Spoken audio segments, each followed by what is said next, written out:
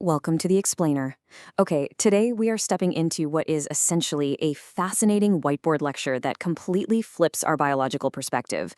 We're going to explore the universe through the eyes of a totally alien biology, a world where we humans are actually the bizarre, biologically hilarious fringe theory. Let's get right into it.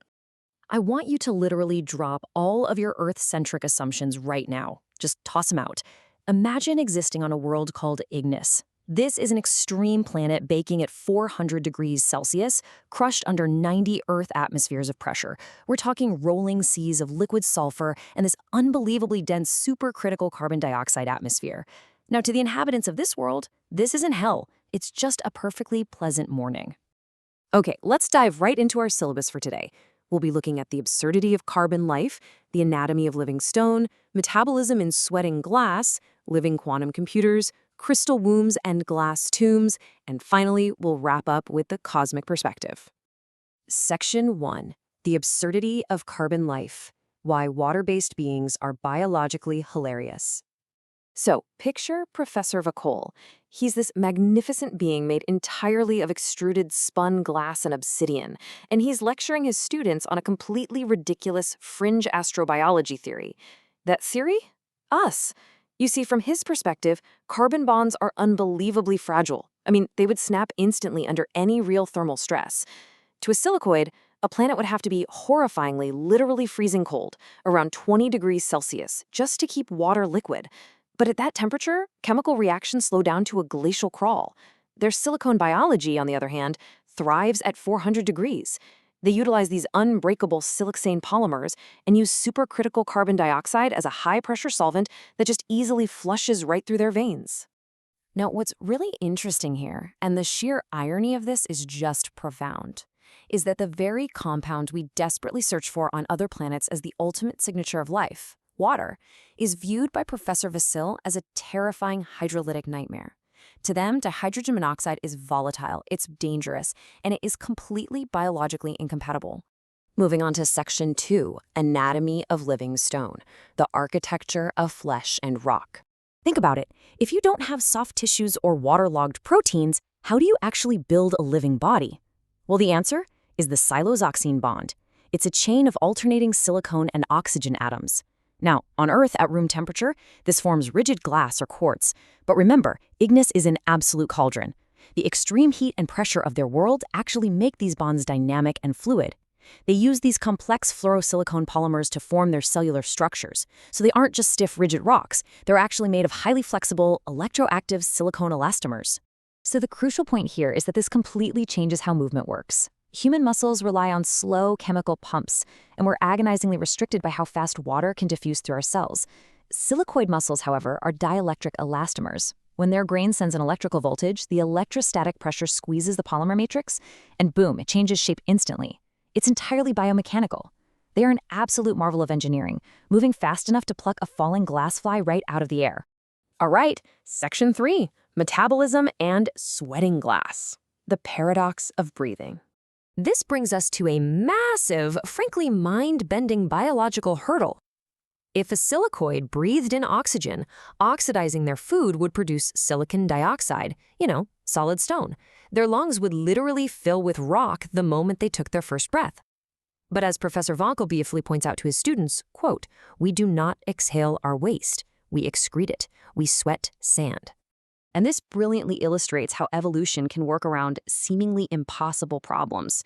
Instead of oxygen, they inhale atmospheric hydrogen sulfide through these little spiracles that reacts with their high-energy mineral food to produce massive amounts of energy. The resulting silica waste is then transported to their skin, pushed out through microscopic spinnerets, and it instantly solidifies into glass armor. They literally turn their greatest metabolic weakness into their greatest defense. They just grow thicker, more magnificent crystalline shells as they age. How cool is that? Section 4, Living Quantum Computers, the Semiconductor Nervous System. Now, if their bodies are made of stone, what on earth does their brain look like? Well, our nervous systems rely on action potentials, which means we're physically moving sodium and potassium ions around in water. Professor Vael actually mocks this. He calls it a biological miracle that we don't get eaten before we can even process the thought to run. Silicoid nerves, on the other hand, are literal biological fiber optics. We're talking solid-state semiconductor circuitry. Their brains basically look like masterfully cut gemstones. But wait, pure silicon is an insulator, right? Not a conductor. So how do they actually think? Well, they dope their neural pathways through their diet.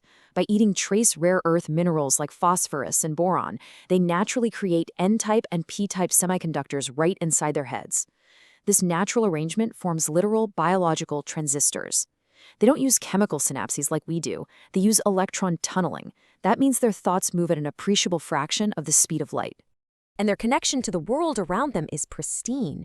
Their eyes are perfectly polished spheres of sapphire that never tear up and never dry out. They capture the rich infrared radiation of their magma-filled world and convert that light directly into the electrical energy of consciousness. Oh, and they hear through piezoelectric crystals. They're just perfectly, flawlessly tuned to the frequencies of their universe. Okay, let's move to Section 5. Crystal wombs and glass tombs. Epitaxial growth and devitrification. Let's see how this all builds into their life cycle. Because their biology is based on dense silicone polymers and rigid crystal lattices, they can't just stretch and grow soft tissues the way we do. Everything starts with the PISL, the polyinformation silicate lattice. This is essentially their equivalent of DNA.